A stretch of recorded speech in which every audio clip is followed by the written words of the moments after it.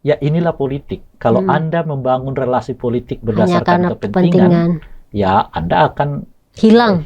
Anda itu masanya pendek dan dengan mudah juga orang meninggalkanmu. Lebih-lebih kepentingan itu bersifat keluarga. Ya ujung-ujungnya keluarga lah yang backupmu, bukan siapa-siapa gitu.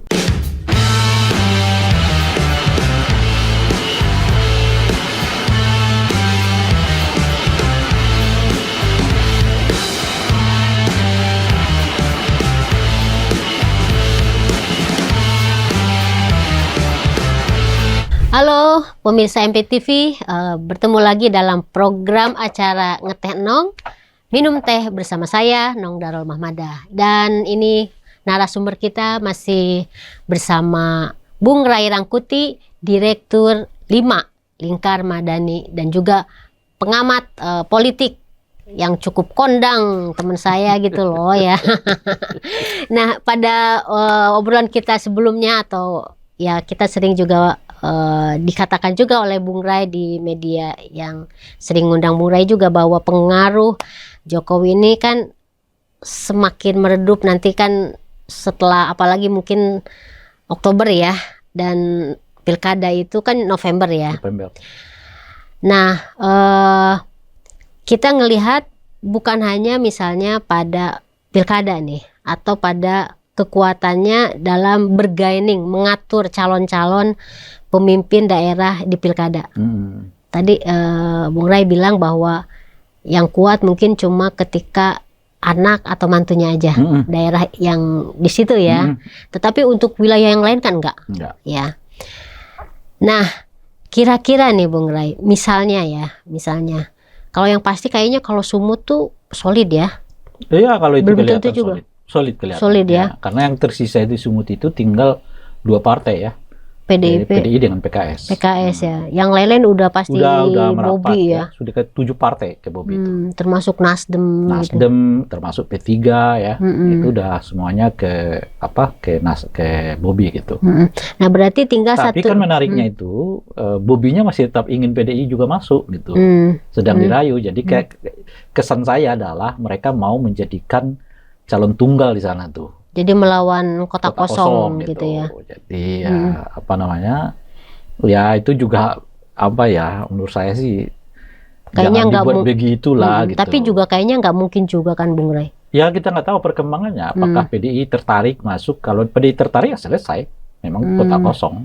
Karena PKS nggak bisa mengajukan sendiri gitu. Ya harus berteman dengan partai yang lain gitu. Nah, satu-satunya harapan dia sekarang yang punya kursi di legislatif provinsi itu ya PDI Perjuangan.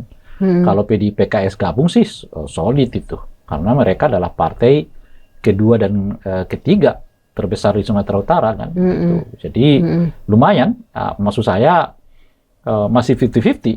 Jadi sekalipun semua partai pemilik kursi di DPRD itu kayak Bobi gitu, tapi cuman menyisakan 2 partai pemilik kursi di itu jumlahnya hampir seimbang. Gitu. Karena jual kursinya PDI itu besar kursinya ya. PKS juga besar. Gitu. Sementara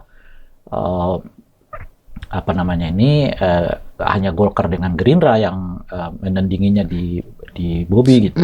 Jadi kesan saya masih 50-50. Dan Bobi itu kan sejauh ini dengan 7%, 8% itu masih sekitar 20-24% gitu. Nggak beda jauh sama Edi Rahmayadi.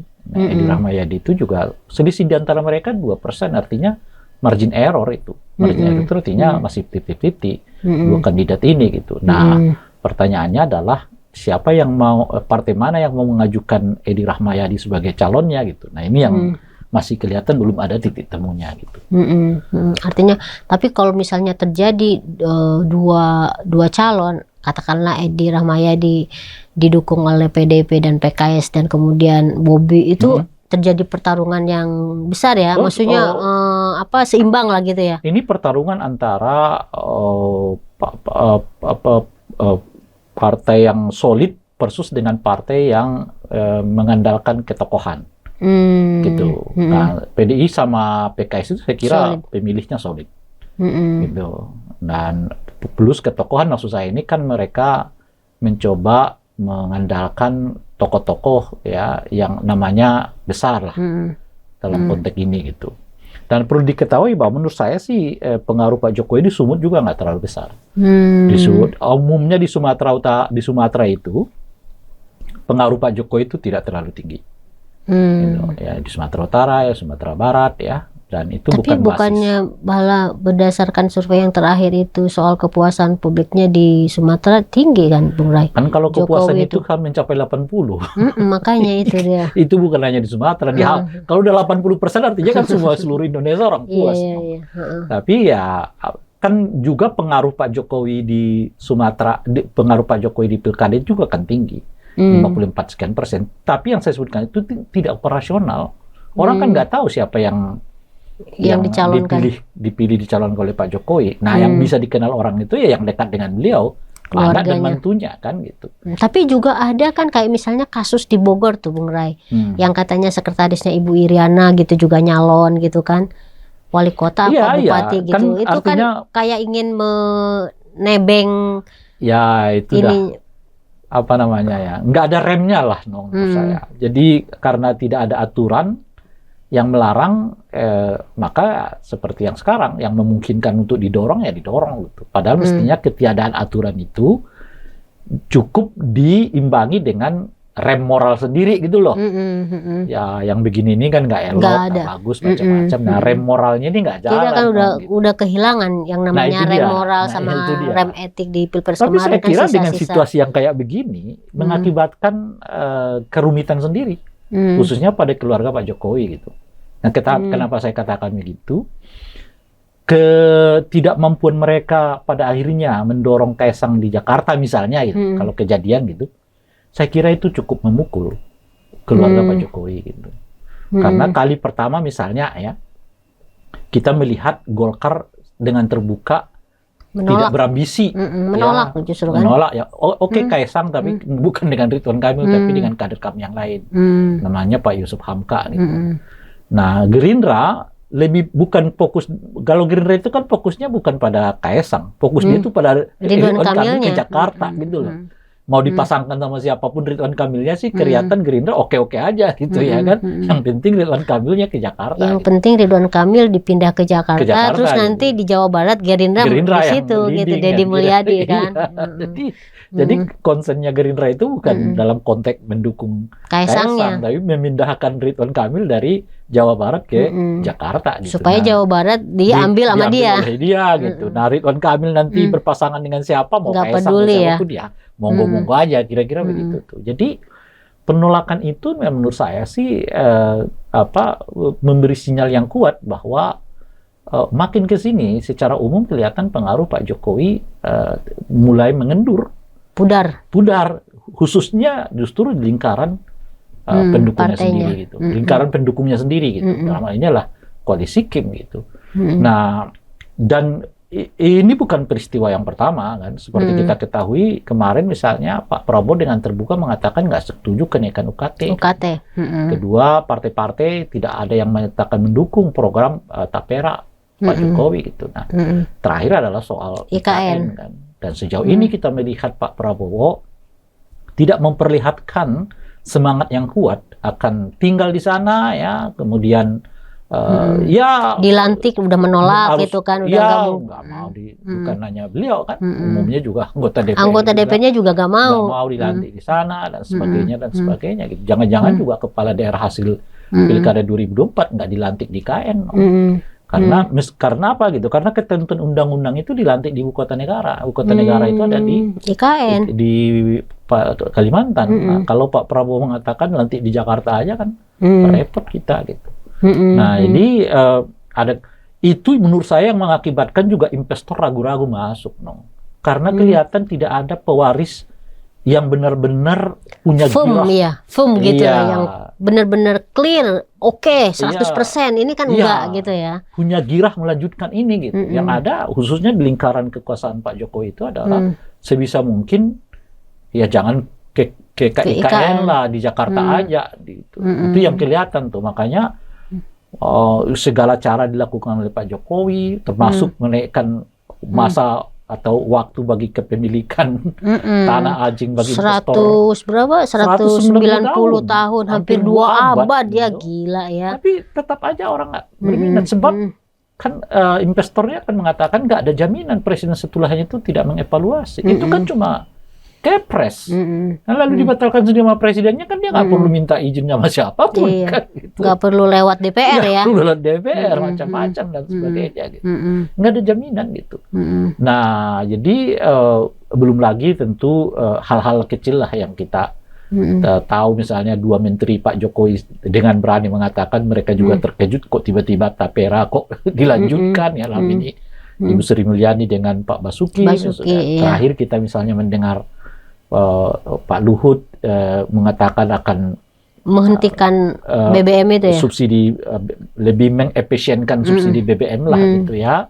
Lalu dibantah sendiri oleh Pak Jokowi. Ya. Jadi kelihatan di dalam ini sudah mulai uncontrol gitu ya, dan sudah mulai juga tidak seluruhnya dan sepenuhnya berada di bawah kendali Pak Jokowi, alias kelihatan mulai ada yang main sendiri, kan merapatnya kemana, ujungnya kemana, dan secara alami itu terjadi karena beliau ini kan presiden yang mau lengser, gitu. Jadi orang mencari labuhan baru, dan labuhan baru itu adalah di Pak Prabowo gitu. Tetapi sulit membayangkan itu terjadi pada Pak Jokowi karena dengan gembar-gembor kepuasan 80% gitu ya, orang kelihatan akan sulit lah move on lah dari Pak Jokowinya, kan kira-kira gitu. Kenyataannya itu nggak terjadi karena orang juga tahu ya popularitas itu benar di satu segi, tetapi segi yang lain itu itu tidak berhubungan dengan kepentingan politik baik jangka pendek maupun jangka panjang kita. Gitu. Nah disitulah yang jadi penyebab menurut saya mengapa kelihatan tanda kutip ya wibawa Pak Jokowi ini relatif agak cepat memudarnya gitu. Iya, jadi soal survei kepuasan publik yang 80% itu nggak ada gunanya ya Bung Raya bagi elit kan karena apa kegunaannya bagi elit itu gitu sekarang gitu. Mau tingkat kepuasan 90% pun Pak Jokowi udah berakhir kok. Nanti akan ada presiden baru kan. Tapi kan anaknya jadi wapres. Nah ini menarik nih. Gimana tuh? Kan kita tahu sekarang Gibran mengajukan pengunduran diri dari wali kota Solo. Itu juga bagian dari itu semua. Gitu. Saya sendiri maksudnya bagian dari itu semua tuh maksudnya apa? Bagian dari penurunan ini. Oh, pamor, penurunan pudarnya. Ya. Nah, sebab ini kan menarik. Kaisang Gibrannya mundur, tapi Prabowo-nya tetap sebagai Menteri Pertahanan. Kan? Nah, yang saya mau katakan begini, Gibran itu mundur setelah dia mendapatkan kritik yang luas di DPRD kemarin. Kan? Di mana dia tanda kutip ya diseranglah oleh partai dalam hal ini PDIP khususnya gitu. Lalu muncullah berita bahwa Gibran akan mengundurkan diri dan memang diajukan oleh beliau itu. Saya sendiri sih menyambut baik ya keinginan Gibran. Mestinya mundurnya dari dulu ketika kayak Pak Mahfud lah kan. Ya, jadi meskipun telat, ya oke lah bagus. Dan tinggal sekarang Pak Prabowo, kapan mau mundurnya seperti Kaisang gitu kira-kira. Tapi kalau kita baca bukan dalam konteks itu ya, tapi kita baca dalam konteks politiknya. Nah, Gibran sudah mulai mendapatkan penolakan yang kuat secara formal di lingkaran internal DPRD di Solo gitu. Dan kritik itu kuat sekali yang menyebabkan Gibran sampai pada satu kesimpulan mundur lah gitu ya. Tentu dengan alasan karena ada hajat yang lain, tujuan yang lain supaya lebih adaptatif dengan jabatan barunya. Lagi-lagi pertanyaannya kenapa nggak dari dulu kan? Mestinya sejak diumumkan oleh KPU Anda pemenangnya ya udah langsung mundur gitu loh gitu. Tapi setelah ada kritik itu gitu. Nah, saat yang bersamaan apa yang kita sebut sebagai pengaruh dari Pak Jokowi itu makin sedikit sebetulnya di lingkaran elit-elitnya gitu. Nah, saya katakan begitu kan sejatinya kalau dalam politik itu kalau kalau saudara Gibran diserang begitu, itu kan partai-partai pendukung Pak Jokowi itu Ngebela. bukan saja ngebela, Ngebentengi mereka udah gitu. melobi dari awal untuk agar tidak membuat forum itu seheboh itulah gitu Kuat lah itu kira ya. Tapi kan nyatanya kan heboh itu, dan mereka mungkin membela tapi tidak terlalu cukup kuat ya untuk semacam pembelaan itu gitu. Lagi-lagi menunjukkan kepada kita ya hukum alam kekuasaan itu kalau Anda udah mulai berakhir, ya orang akan mencari labuhan baru gitu. Anda selesai sampai di situ. Nah, cuma untuk figur Pak Jokowi dengan tingkat kepuasan yang disebutkan itu ternyata bagi kita mengejutkan gitu, karena elit-elit ini nggak terlalu mandang tuh tingkat kepuasan itu, kira-kira gitu. Nah, meskipun berulang kali digambar-gemborkan ya tingkat kepuasan masih sekian, iya terus mau apa gitu ya, orang buktinya gitu ya.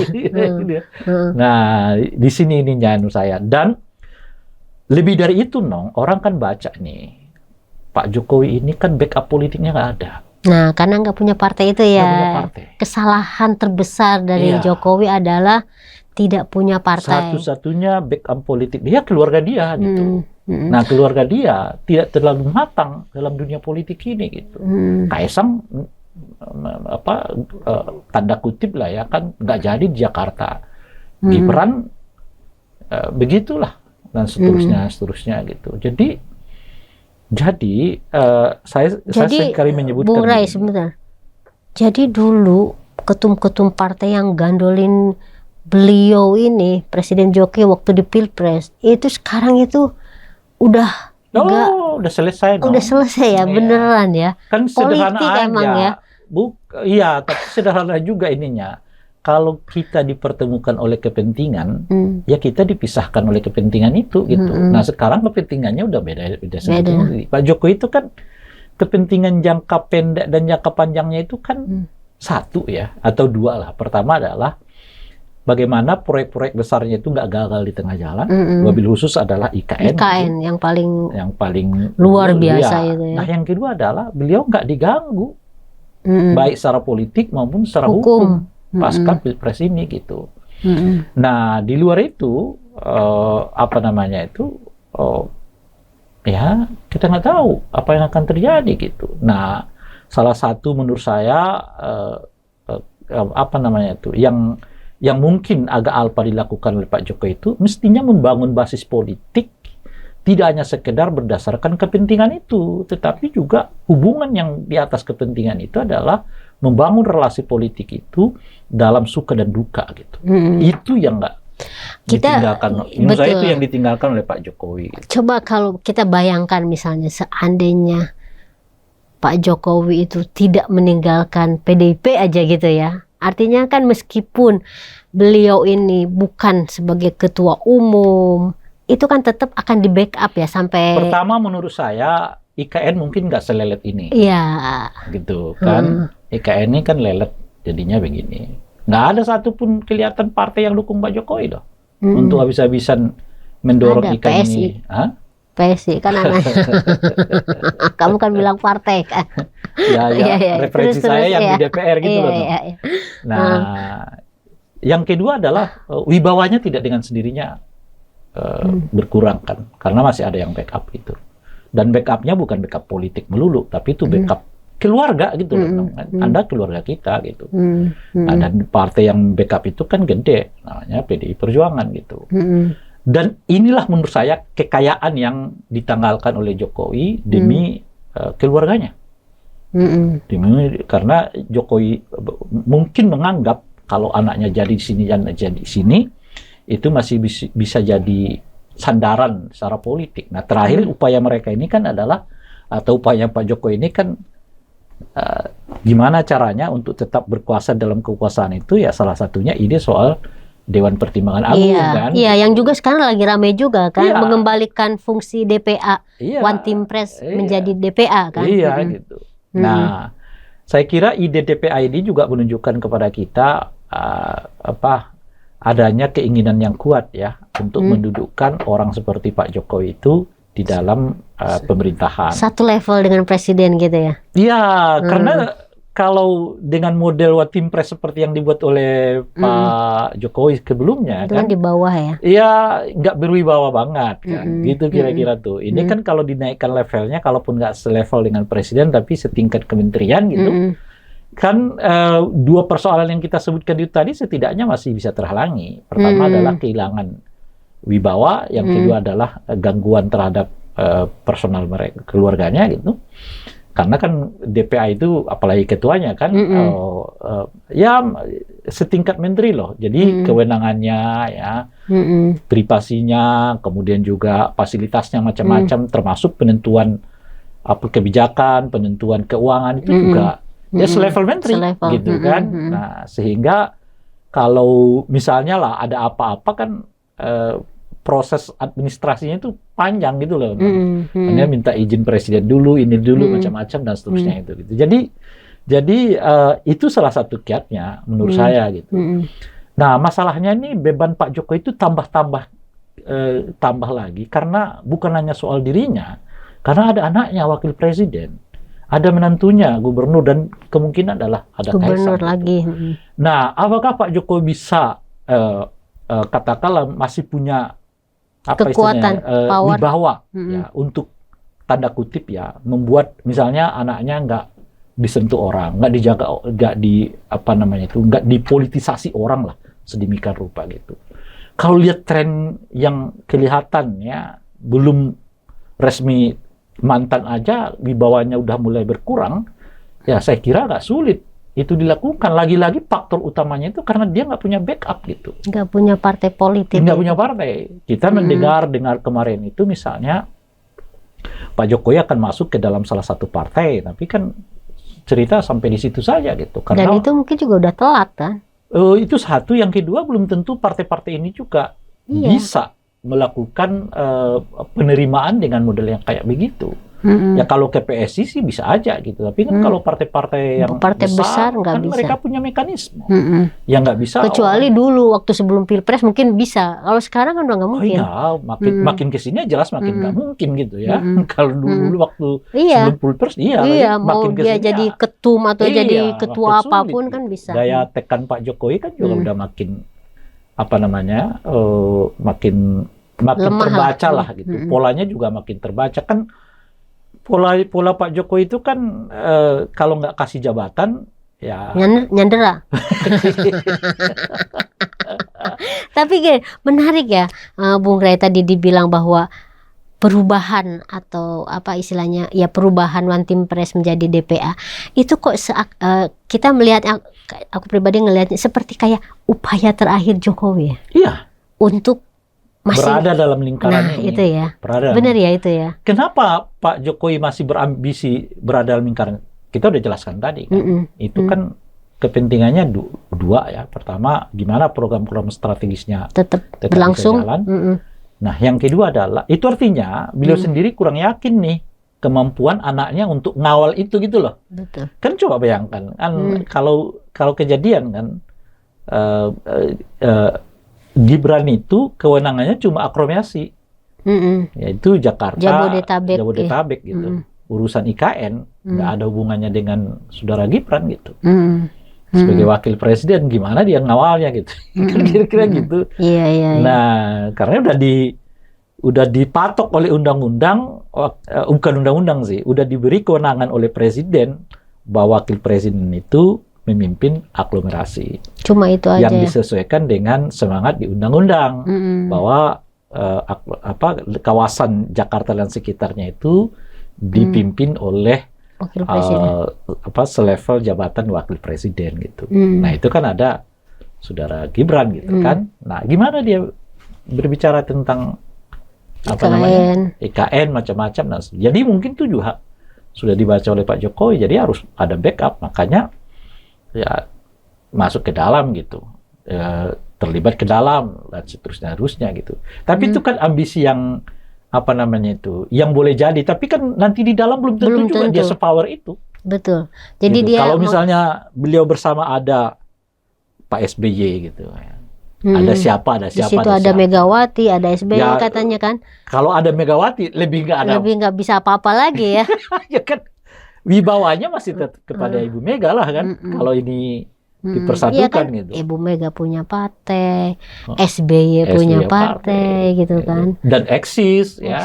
Dan jadi kalau mereka tetap dalam forum itu bersama misalnya, udah kebayang lah wibawa Ibu Mega masih lebih kuat dibandingkan dengan Pak Jokowi. Pak Jokowi itu populer di tengah masyarakat, tapi di lingkaran elitnya, di lingkaran parpolnya di lingkaran policy makernya, ya orang akan lihat kekuatan formalmu apa gitu. Nah, di situ yang Pak Jokowi nggak punya gitu kan. Dan yang menentukan itu nanti ya kan itu gitu, kekuatan formalnya ini kan. Nah, sebentar karena Pak Jokowi nggak bisa tarik-tarik kepuasan masyarakat itu untuk apa namanya itu negosiasi dengan kepuasan masyarakat kan? Itu kan istilahnya abstrak banget. Enggak, kepuasan masyarakat itu penting demi kepentingan elektoral. Nah sekarang nggak ada elektoral yang elektoralnya nggak dibutuhkan lagi kan oleh sosok Jokowi sekarang kan. Yang dibutuhkan oleh Jokowi adalah kekuatan real dari elit-elit parpol ini gitu. Makanya di situ tuh DPA-nya sendiri. Yang kedua, kalaupun kemudian Pak Jokowi dipilih sebagai katakanlah ketua DPA-nya, belum tentu juga bisa optimal. Karena beliau ini kan dikelilingi oleh begitu banyak orang. Di rancangan undang-undang, di rancangan revisi undang-undang itu tidak terbatas loh jumlah DPA-nya. Jadi Pak Prabowo bisa masukkan 20 orang, 30 orang-orangnya dia semua ya. Gitu kan. Iya, makanya kan ada komentar dari Yusril kalau nggak salah ya, bahwa perubahan Wantipres ke DPA itu nggak mengubah apa-apa katanya kita. Nggak mengubah apa, karena kewenangannya nggak ditambah. Fungsinya juga nggak ditambah. Itu yang terjadi cuma dua sebetulnya. Perubahan nama Watimpres ke DPA. Nah, yang kedua adalah perubahan komposisi orang. Dan yang ketiga perubahan derajat ya dari. Tapi kan derajat dalam pengertian kelembagaan gitu loh, bukan kewenangan gitu loh. Nah, dari Watimpres yang kelihatan di bawah presiden sekarang selevel dengan kementerian gitu. Tapi fungsi tugas macam-macam tuh sama aja, tidak berubah ya. So ya kita lihat. So pertanyaannya adalah ya inilah politik. Kalau Anda membangun relasi politik berdasarkan kepentingan, ya Anda akan hilang. Anda itu masanya pendek dan dengan mudah juga orang meninggalkanmu. Lebih-lebih kepentingan itu bersifat keluarga. Ya ujung-ujungnya keluarga lah yang backupmu, bukan siapa-siapa gitu. Dan keluarga itu juga yang tadinya ingin di backup oleh masih ayah sebagai ayahnya akan susah karena nggak punya kekuatan di belakangnya kekuatan apa-apa di belakangnya ya. Ya ini menarik. Artinya ini sebenarnya ya Bung Rai perjalanan hidup ya. Ya, perjalanan. Dari ngelihat perjalanan politik. Perjalanan yang sebenarnya bisa dibaca. Cuma kan orang tuh kadang-kadang mau milih A atau memilih B gitu. Ya, A ini ya begini. Tapi kenyataannya seringkali karena ambisi yang terlalu besar dalam diri orang, melupakan apa setelah itu. Yang kelihatan itu kan anak saya jadi wakil presiden, jadi gubernur. Jadi ya kan? Gubernur juga. Itu yang kelihatan. Tapi setelah itu apa? Nah seringkali lupa untuk dievaluasi gitu. Oke, menarik sekali nih pemirsa MPTV ya. Jadi kita banyak sekali mendapatkan nilai-nilai kehidupan nih kalau ini dari wawancara Bung Reng sekarang ini ya, soal loyalitas, soal pengabdian, kesetiaan ya. Jadi ya tadi yang disampaikan oleh Bung Rai bahwa kalau politik atau sesuatu itu dasarnya adalah kepentingan, maka ya akan hancur lebur juga oleh kepentingan yang juga tidak bersama-sama lagi. Nah ini kita lihat sekarang ya, dramanya langsung ini live ini reality ya. Jadi jangan lagi bilang yang penting dipilih masyarakat. Nggak bisa ternyata ya. Itu hanya sesaat aja ternyata. Setelah itu melanjutkan kehidupan berikutnya itu ya tidak menjamin apa-apa ya Bung Rai ya. Oke, terima kasih nih Bung Rai. Kita banyak sekali dapat pengetahuan, dapat banyak hal dari Bung Rai kali ini. Dan pemirsa MPTV, Bung Rai kita minum dulu ya tehnya ya. Ini masih hangat. Enaknya di sini minumnya belakangan. Setelah capek, setelah ngobrol. Setelah capek. Oke, kita akan ketemu lagi dalam MPTV berikutnya, dalam program Ngetenong berikutnya. Dan terima kasih Bung Rai, terima kasih pemirsa semuanya. Salam, dadah.